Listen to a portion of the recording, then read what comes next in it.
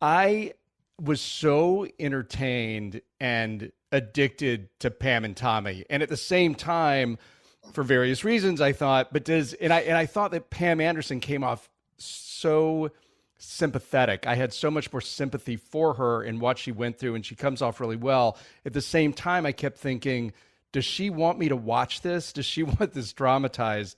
And I just wonder what you and the filmmakers, how you all grappled with that, and what is your take on her now? Well, I know that everybody tried to make contact. Certainly, I mean Lily and I know the team, the writers, Annapurna, and everyone had attempted contact there. And at the end of the day, everything was approached with the best intentions. Again, taking a story that to some extent a lot of people didn't know a lot about, and to some extent dramatizing it, heightening certain moments, but always with the awareness that we weren't really there and we'll never really truly know the extent of what they've experienced or what she experienced, but that it was an invasion of privacy and it was an American crime of some sort and happened at a very particular time in the 90s that sort of changed our world because of the birth of the internet.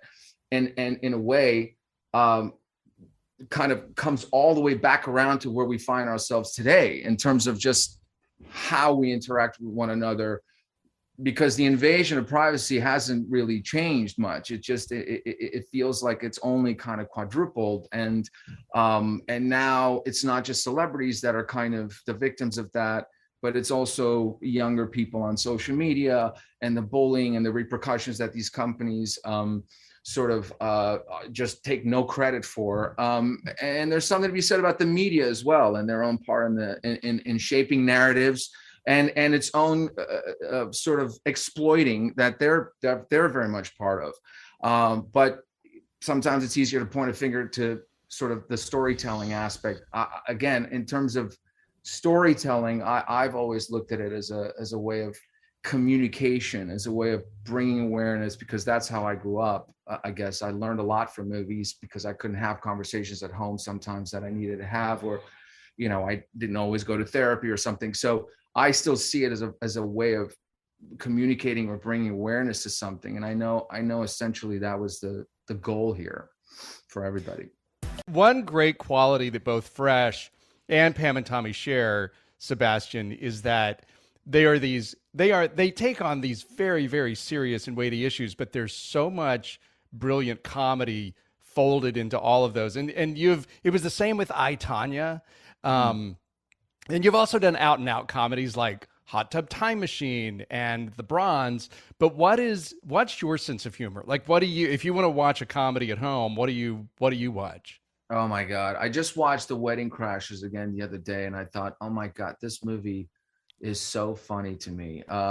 It's such a brilliant movie. But I guess for me personally, I always go back to the romantic comedies. I mean, there's a couple Matthew McConaughey ones that that Really? Which one? that to get I How to Lose a Guy in 10 Days. Okay. I thought that it's such a funny movie in so many ways. What else? Notting Hill was another one that I really enjoy. I got to think about it.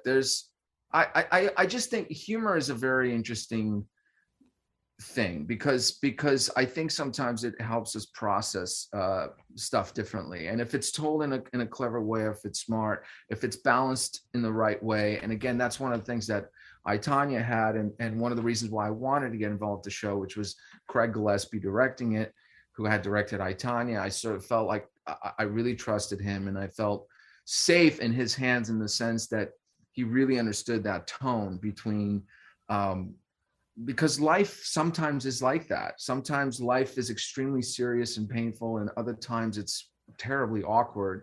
And sometimes both of those things clash in the same day or in the same month or in the same week. And we just have to sort of try to make sense of it all. And humor sometimes helps that.